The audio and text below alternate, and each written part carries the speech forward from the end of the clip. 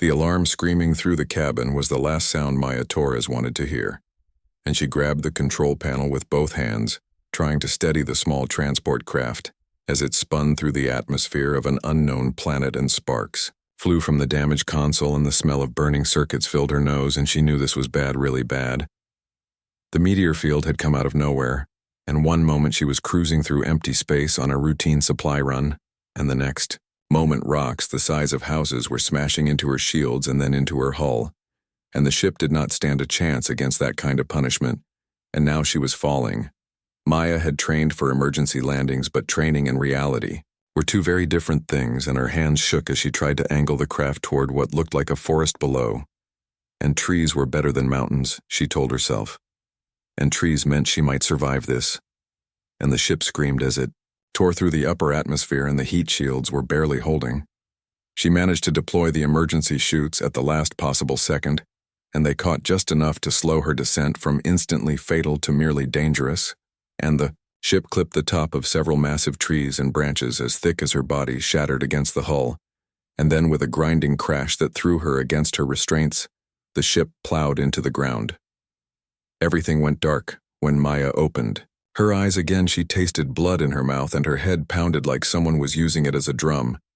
and she fumbled with the restraint release, and it took 3 tries before her shaking fingers found the right button and the straps released, and she fell forward onto her hands and knees. The cabin was a mess, and equipment had torn loose and scattered everywhere, and one of the hull plates had buckled inward, and she could see daylight streaming through a crack in the ceiling, and Maya forced herself to stand even though her legs wanted to give out, and she needed to assess the damage and figure out where she was. The communication system was completely dead, and she tried every backup, every emergency channel, and got nothing but static, and the navigation computer had been fried by the impact, and her emergency beacon, which should have activated automatically, was showing a red error light, and Maya felt her stomach drop when she realized what that meant. Nobody knew where nobody was coming to help. She was alone on an alien planet with no way to call for rescue. Maya spent the next hours salvaging what she could from the wreckage, and she found her emergency pack intact, which was the first good news, and inside was a water purifier, some basic medical supplies, a thermal blanket, and 3 days' worth of food rations, and she also recovered her service pistol, though she hoped she would not need it, and a portable scanner that still seemed to work. The planet outside the ship was beautiful in a way that made Maya nervous, and the trees were enormous, easily twice the height of Earth trees, and their bark had a strange purple tint, and the leaves were a deep blue-green color that shimmered in the light of what appeared to be a binary star system, and she could see 2 suns in the sky, one larger and yellow and one smaller and orange. The air was breathable according to her scanner, and the temperature was comfortable, and there were sounds everywhere, and birds or things like birds sang in the canopy above, and something rustled in the underbrush, and Maya gripped her pistol tighter and reminded herself that just because the planet looked peaceful did not mean it was safe. She set up a small camp inside the wrecked ship, and it offered some protection at least, and she used the thermal blanket to cover the broken window, and she ate one of her rations even though she was not hungry, and she needed to keep her strength up. And then she tried the communicator again with the same result. Nothing on the second day. Maya explored the area around the crash site, and she found a stream about half a mile away, and the water tested clean, and she refilled her containers, and she also found tracks, and they were not animal tracks, or at least not like any animal she knew, and they were too regular, too purposeful, and something intelligent had made them. On the 3rd day, she saw the smoke. It was distant, just a thin column rising above the treetops, maybe 3 miles away, and smoke meant fire, and fire meant intelligence, and Maya had to make a choice, and she could stay here and wait for a rescue that might never come, or she could investigate that smoke and maybe find help. She chose to investigate. Maya packed her emergency gear and left a marker at the crash site just in case, and then she headed toward the smoke. And the forest was dense, and the undergrowth grabbed at her boots, and more than once she had to hack through thick vines with her utility knife, and the sounds around her grew louder as she walked, and things moved in the shadows, and she tried not to think about predators. She was halfway to the smoke when she heard the growl. It was low and deep, and came from behind a cluster of massive ferns, and Maya froze, and her hand went to her pistol, and she slowly turned toward the sound. And what she saw made her blood run cold. It was definitely a predator, and it stood about 4 feet tall at the shoulder and had 6 legs and a mouth full of teeth that looked designed for tearing meat. And its eyes were locked on her, and it took a step forward, and Maya could see its muscles bunching under its scaled hide, preparing to charge. She raised her pistol with both hands and tried to keep it steady, and she did not want to shoot, and the sound might attract more of these things. But she also did not want to die, and the creature took another step, and its growl grew louder. Then she heard something else. A sharp whistling. Sound cut through the air, and the predator yelped and jumped sideways, and Maya saw a thin spear embedded in the ground, right where the creature had been standing, and it was a warning shot, and the predator seemed to understand this because it turned and bolted into the undergrowth. Maya spun around trying to find who had thrown the spear, and that was when she saw them. The woman was tall, easily over 6 feet, and she had pointed ears that swept back from her head and silver hair that caught the filtered sunlight, and she wore leather armor that looked both primitive and sophisticated at the same time, and her eyes were a striking violet color. And beside her stood 2 creatures that made Maya forget how to breathe dragons. They were not huge, not like the monsters from old Earth stories, but they were clearly dragons, and they had scales that shimmered between purple and black, and wings folded against their backs and tails that swayed behind them, and teeth that looked very sharp, and their eyes glowed with an intelligence that was almost frightening. The elf woman, which is what Maya decided to call her, stood perfectly still,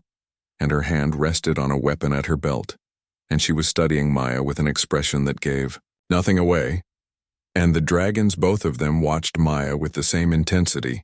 and one of them growled low in its throat.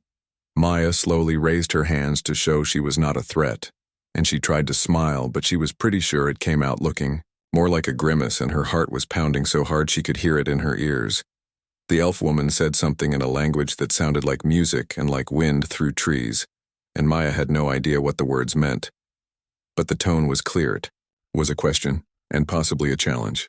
Maya kept her hands raised and tried to look as non-threatening as possible, which was difficult when 2 dragons were staring at her like she might be their next meal.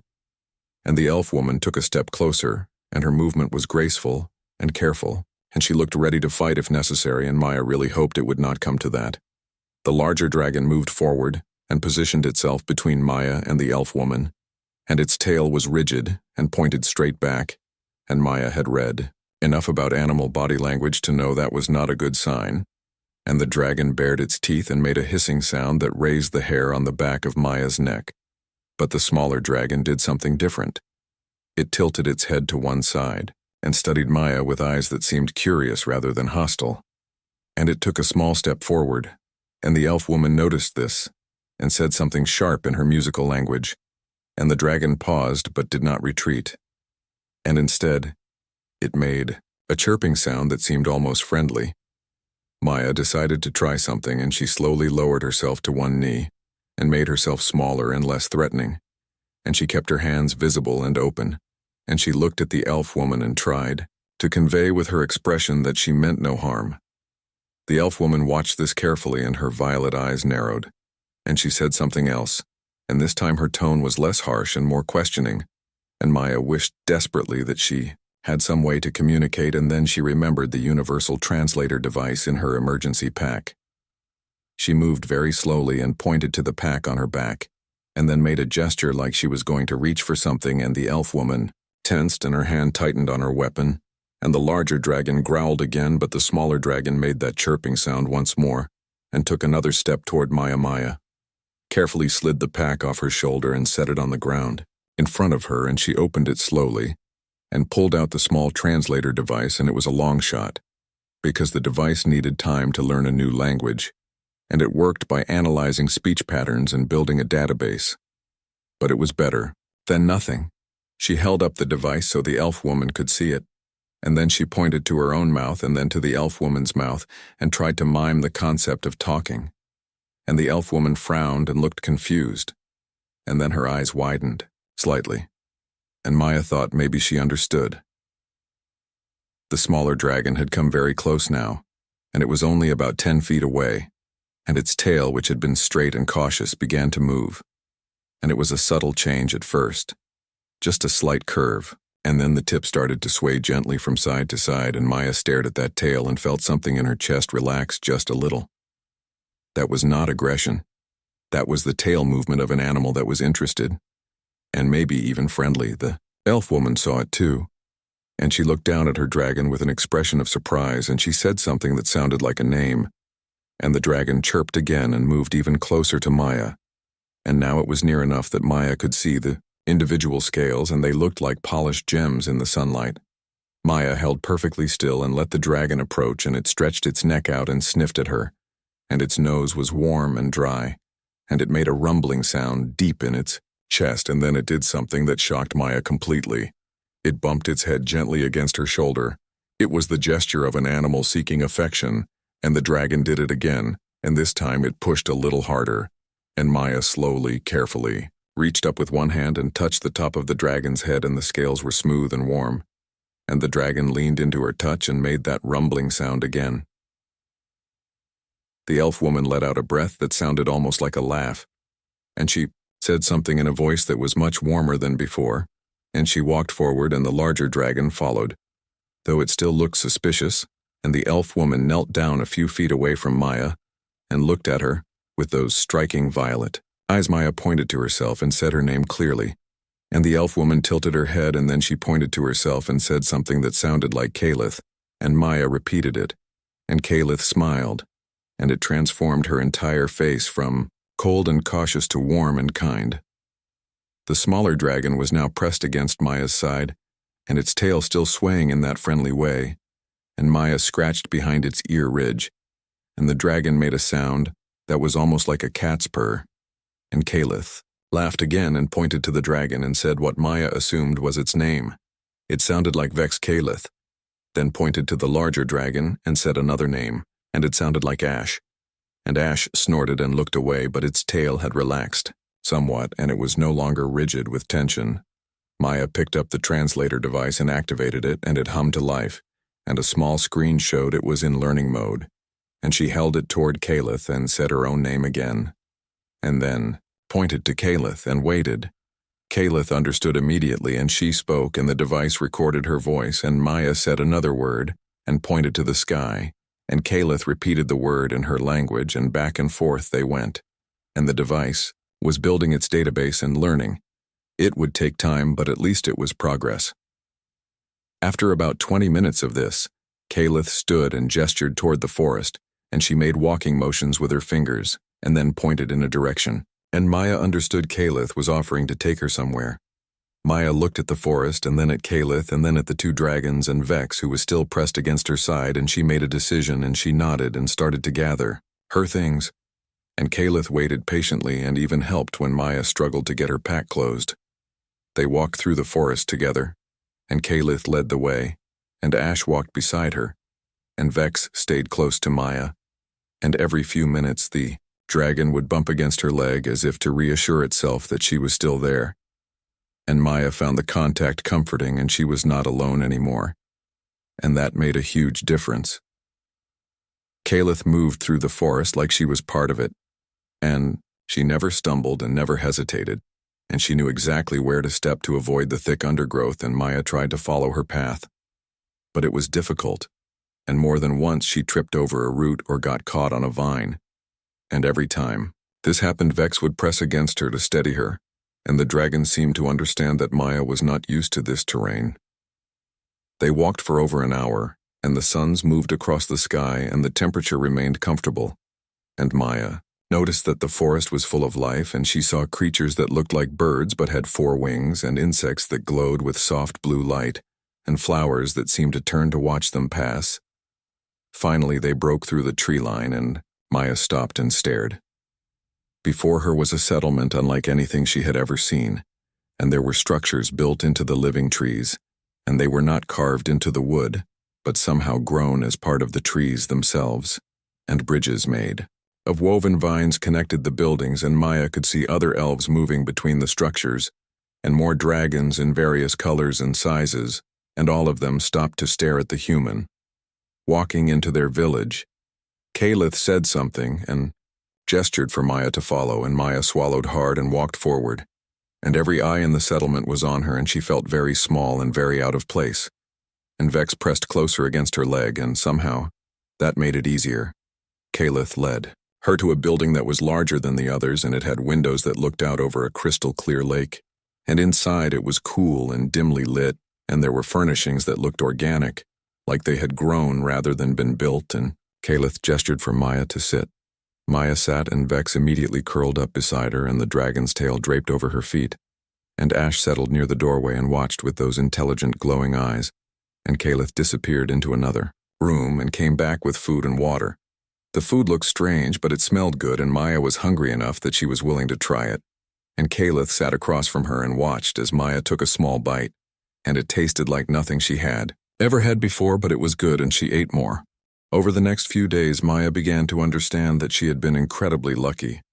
And not just lucky to survive the crash, but lucky that Kalith had been the one to find her.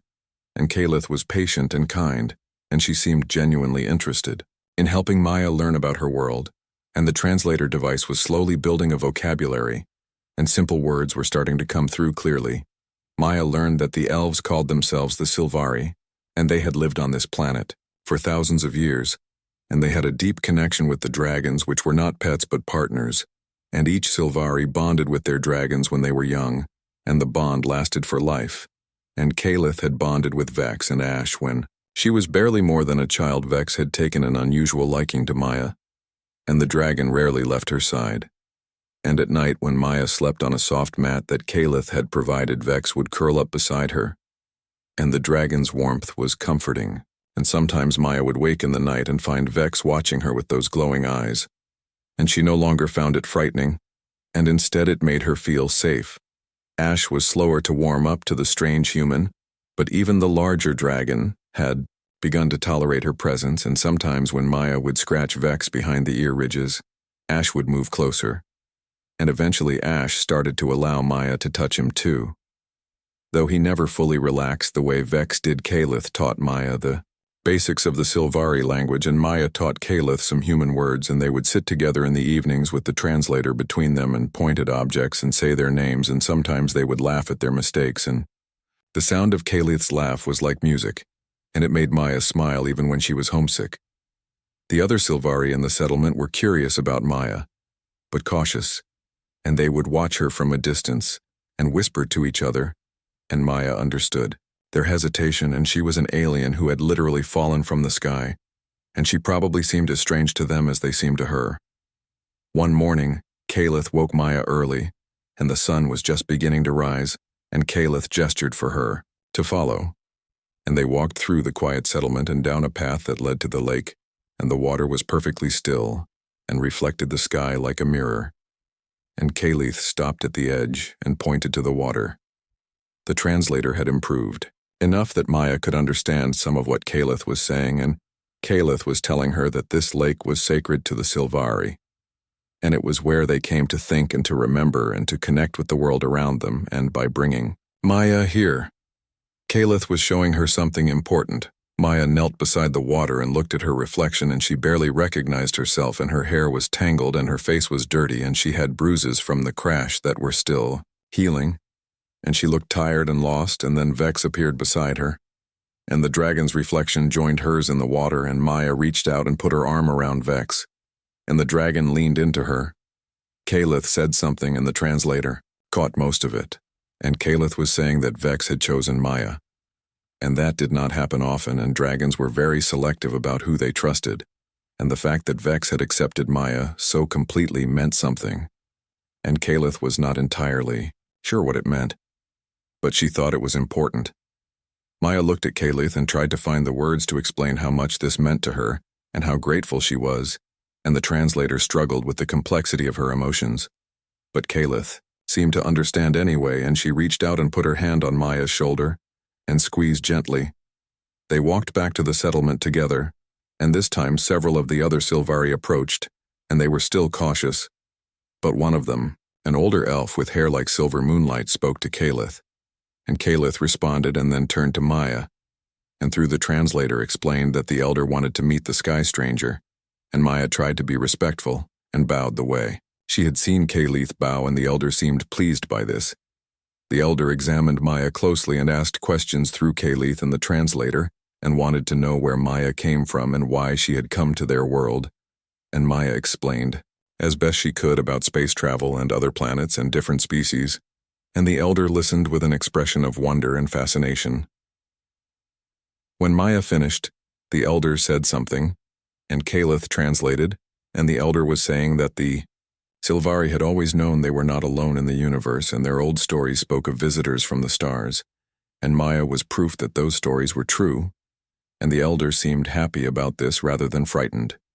That afternoon, Kalith took Maya to see how the Sylvari lived and worked, and Maya watched as they tended their gardens, and the plants seemed to respond to their touch and grow faster and healthier, and she saw craftspeople creating beautiful objects from wood and stone, and metal, and everything they made had a natural flowing quality to it. Maya also learned that the Sylvari were not just peaceful gardeners, and they were warriors too, and they had to be, because the forest had dangers, and there were predators, like the one that had almost attacked Maya. And there were other threats too, and sometimes disputes with neighboring settlements, and Kalith was one of their best warriors. And that was why she had been in the forest the day she found Maya. And she had been on patrol. Kalith showed Maya how to defend herself, and not with weapons, because Kalith did not think Maya was ready for that, but with awareness and how to read the forest, and how to tell when danger was near, and how to move quietly, and how to avoid attracting attention from predators. And Maya was a quick learner, and she had military training, which helped. One evening, as they sat together watching the double sunset, Kalith asked Maya about her world, and Maya told her about Earth, and about cities with millions of people, and about oceans that covered most of the planet, and about technology and spaceships and all the wonders and problems of human civilization. And Kalith listened with fascination and asked many questions. Maya asked Kalith why she had helped her, and why she had brought her to the settlement instead of leaving her in the forest. And Kalith was quiet for a long moment, and then she said through the translator that she had been curious, and that she had never seen a human before, and that when Vex had shown acceptance, Kalith knew that Maya must be good, and Vex was never wrong about people. Maya asked if she could stay, and Kalith said that was not her decision alone, and the council would need to decide. And the council was made up of the elders and the leaders of the settlement, and they would meet soon to discuss the Sky Stranger. And what to do about her. Maya felt nervous about this. And what if the council decided she could not stay? And what if they sent her back to the forest alone, and she had grown to like it here? And she felt safe, and she had started to think of Kalith as a friend. And Vex had become like family. Kalith must have seen the worry on her face, because she reached over and took Maya's hand and said something that the translator rendered as, "Do not fear,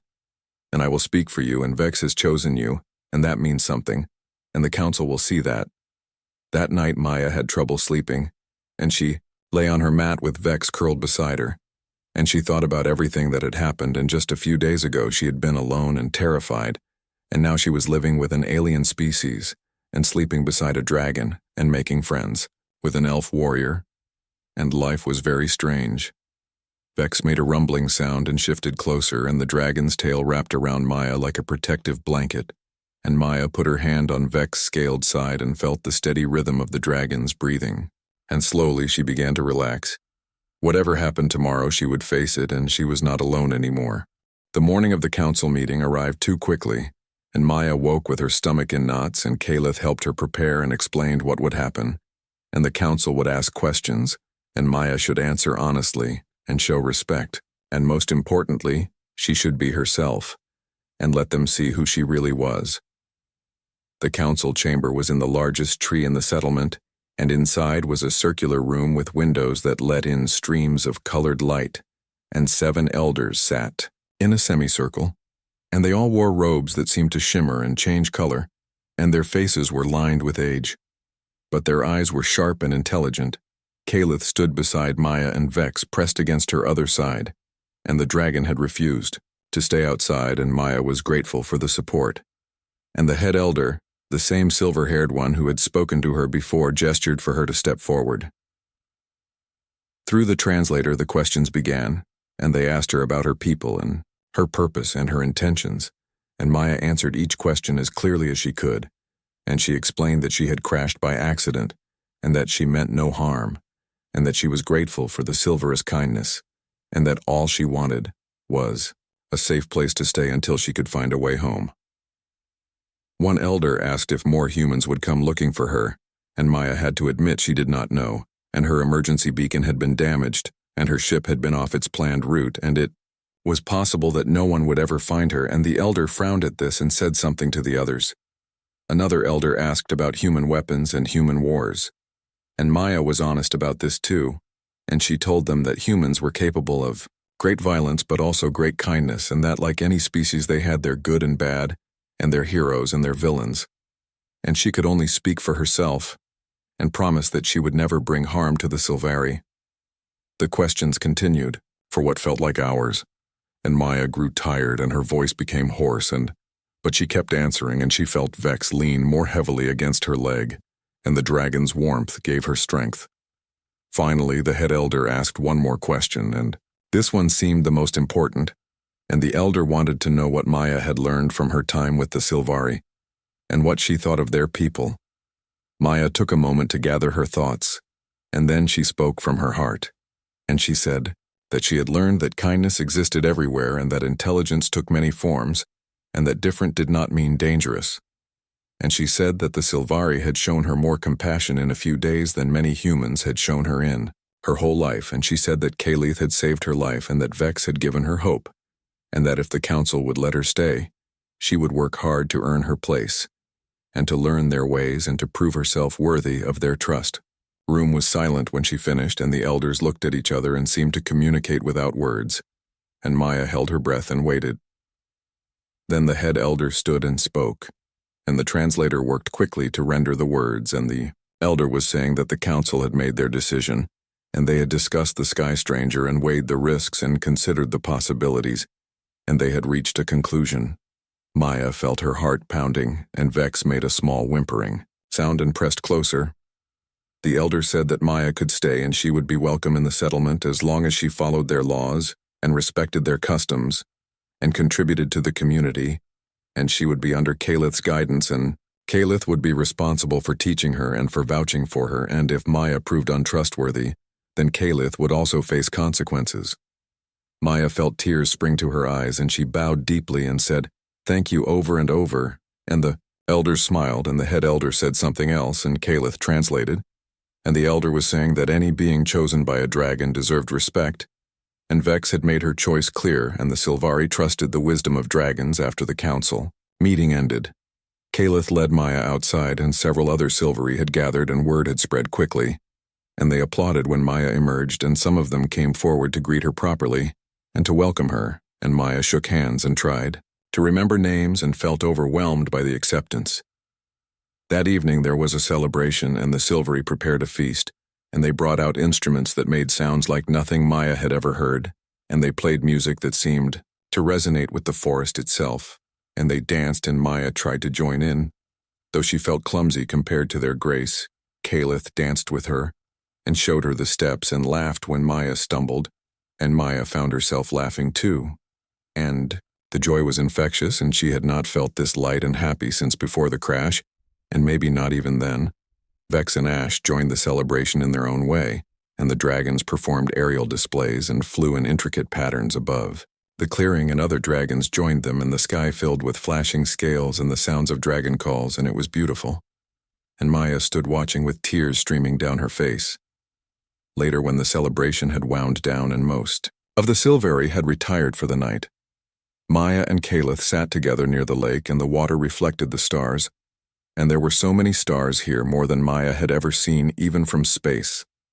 and the double moons hung large and luminous above them. Kalith said that Maya had done well at the council and that she was proud of her, and Maya thanked her for everything and for believing in her and for speaking on her behalf and for being her friend. Kalith was quiet for a moment, and then she said something that the translator struggled with, and Maya asked her to repeat it. And Kalith spoke slowly, and the translator pieced it together, and Kalith was saying that she had not just helped Maya out of curiosity or duty, and from the moment she saw the crashed ship, she had felt something and a pull toward the sky stranger, and a sense that their meeting was meant to happen and that Maya was important. Somehow. Maya did not know what to say to that, and she felt the weight of it and the significance, and she looked at Kalith, and in the moonlight, the elf warrior looked ethereal and otherworldly and beautiful in a way that made Maya's breath catch. Vex chose that moment to interrupt, and the dragon bounded over and pushed between them and demanding attention. And both Maya and Kalith laughed, and the serious moment broke, and they spent the next hour playing with Vex and teaching the dragon to fetch sticks, and laughing at the dragon's antics when they finally returned. To Kalith's dwelling, Maya was exhausted but happy, and she lay down on her mat, and Vex curled beside her as always, and she thought about everything that had happened, and just days ago she had been terrified and alone, and now she had a place and a purpose and friends and maybe even something more, though she was not ready to examine that thought too closely. Kalith was in the other room, and Maya could hear her moving around and settling in for the night, and Ash was somewhere nearby, and the sounds were domestic and comfortable, and Maya felt safe. She thought about Earth and wondered if anyone was looking for her, and wondered if she would ever see her home again, and the thought made her sad, but not as sad as it once would have, and maybe that should worry her, but it did not. And maybe this place was becoming home, and maybe that was okay. Vex made a sleepy rumbling sound and shifted closer, and Maya's last thought before sleep took her was that tomorrow would bring new challenges and new lessons, but she would face them, and she was not alone. 3 months had passed since the council meeting, and Maya had settled into a rhythm of life with the Sylvari, and every day brought new discoveries and new lessons, and she was learning their language faster now, and the translator was needed less, and she could hold simple conversations without it, and that felt like a real achievement. Kalith had been true to her word about teaching Maya,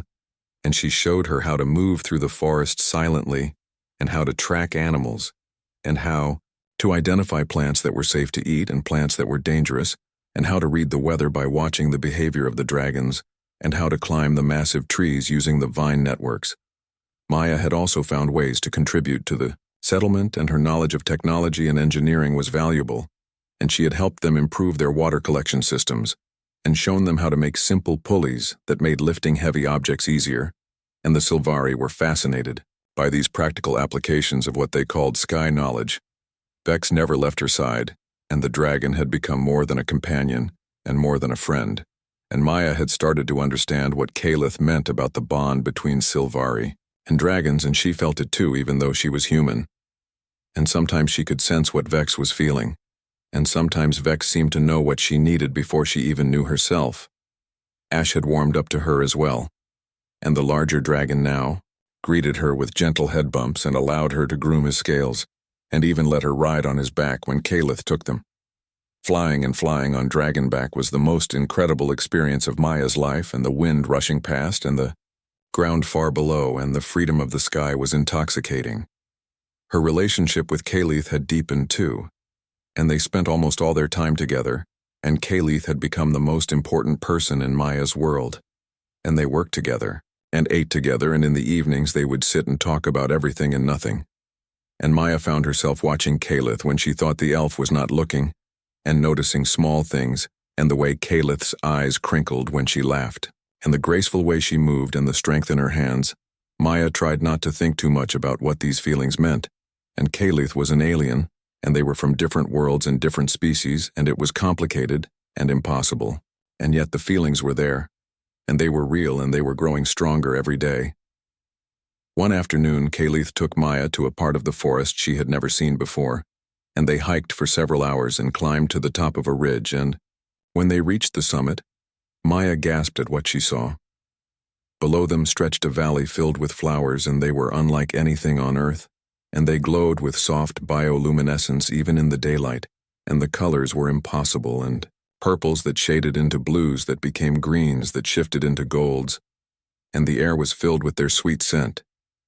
and it was the most beautiful thing Maya had ever seen. Kalith said that this place was special, and the Sylvari called it the Valley of Stars, and they came here when they needed to make important decisions or when they needed to think clearly, and she had wanted to share it with Maya. They sat together among the glowing flowers, and Vex and Ash flew overhead and played in the thermals, and for a long time neither of them spoke, and words seemed unnecessary in a place like this. Finally, Kalith turned to Maya and said that she needed to tell her something, and Maya's heart started beating faster, and Kalith looked nervous, which was unusual because Kalith was always so confident and self-assured. Kalith said that she had been thinking about the future and about what would happen when rescue finally came for Maya, and because eventually someone would come, looking, and someone would find the crash site and find her. And Kalith said that the thought of Maya leaving made her sad, and sadder than she had expected, and she had never felt this way about anyone before, and she did not know what it meant. Maya felt her breath catch, and she looked at Kalith and the elf warriors. Violet eyes were bright with emotion, and Maya realized that this was the moment, and the moment where she could be honest, or she could pretend, and she chose honesty. She told Kalith that she had been thinking about the same thing, and that she had grown to love this place and love the Sylvari, and love the life she had built here, and she told Kalith that she did not want to leave, and that the thought of going back to her old life felt wrong somehow. And she told Kalith that over the past months she had started to feel something, and something more than friendship, and something deeper and more complicated, and she was scared to say it out loud. But she thought maybe she was falling in love. Kalith stared at her and for a long moment said nothing, and Maya felt panic rising in her chest, and she had said too much, and she had ruined everything, and she started to apologize, but Kalith stopped her. Kalith said that the Sylvari had stories about bonds that crossed boundaries, and bonds between different peoples and different species, and bonds that were not supposed to exist but did anyway. And the stories said that these bonds were the strongest of all because they chose to exist despite everything. Kalith said that she felt it too, and she had felt it since the day they met, and watching Vex accept Maya so completely had confirmed what she already suspected, and that Maya was meant to be here, and meant to be part of their world, and meant to be hers if Maya wanted. That Maya asked if the Sylvari would accept such a thing, and if the others would understand, and Kalith smiled and said that the council had already seen it, and everyone in the settlement had seen it, and they had been waiting for Kalith and Maya to see it themselves, and the Sylvari measured bonds by their strength, not by the species of those involved. That evening when they returned to the settlement, hand in hand, several of the Sylvari smiled and nodded as if they had been expecting this, and the elder who had led Maya's council came forward and blessed their bond in the traditional way, and said that love that crossed stars was the most powerful magic of all. The celebration that followed was smaller than the first one, but more meaningful, and Maya and Kalith danced together, and this time Maya did not stumble, and she had learned the steps and learned the rhythms, and she moved with Kalith as if they had been dancing together for years. Vex was beside herself with joy, and the dragon kept chirping and spinning in circles, and Ash watched with what Maya swore was approval, and the other dragons in the settlement joined in, and the night sky filled with their calls. Later, in the quiet of their dwelling, Maya and Kalith sat close together, and Vex curled around both of them, and Kalith said that Maya would need to undergo a bonding ceremony if she wanted to stay permanently, and it was how the Sylvari formalized important relationships, and it would make Maya part of the community in a deeper way. Maya said she wanted that, and she wanted all of it, and she wanted to build a life here and learn everything about the Sylvari, and maybe someday teach them about humans and maybe build a bridge between their worlds. Kalith asked if Maya would miss Earth and miss her own people, and Maya thought about it honestly and said yes, and she would miss some things, and she would miss her family and some of her friends, and she would miss certain foods and certain songs, but she would not miss the loneliness, and she would not miss feeling like she never quite fit anywhere. And here with Kalith and with Vex and with the Sylvari, she finally felt like she belonged. Kalith pulled her close, and Maya rested her head on the elf warrior's shoulder, and they sat like that for a long time, and Vex rumbling contentedly beside them, and outside the window the double moons rose over the forest, and somewhere in the distance dragons called to each other, and Maya thought about the crash that had brought her here, and thought about how terrified she had been and how lost, but she was not lost anymore. She had found something she had not even known she was looking for, and she had found home, and it was not a place, and it was not a planet, and it was this and this moment and this person, and this feeling of complete belonging. Kalith said something softly in Sylvari, and the words were like music, and Maya had learned enough to understand, and Kalith was saying that she loved her, and that she would always love her, and that their bond would last forever. Maya said it back in both languages, and human words and Sylvari words, and meaning the same thing. In any tongue. Vex lifted her head and looked at them both, and the dragon's tail moved in that gentle swaying pattern, and the pattern that had first told Maya everything she needed to know. And the dragon made a sound that was pure happiness outside the settlement, was settling down for the night, and inside Maya was finally completely at peace, and she had crash-landed on an alien world and met an elf warrior and been adopted by a dragon, and somehow against all odds, she had found love and found family and found herself. And when rescue eventually came months later, Maya made her choice, and she sent a message saying she was alive and well and had chosen to stay, and she asked them to mark her as living among the Silvari and to tell her family she was happy. And she watched the rescue ship leave without regret, because home was not where you came from, and home was where you chose to be. And Maya had chosen, and she chose Calith and Vex and the Silvari and the glowing forests and the double moons. And the life she had built, she chose love, and it was the best choice she ever made.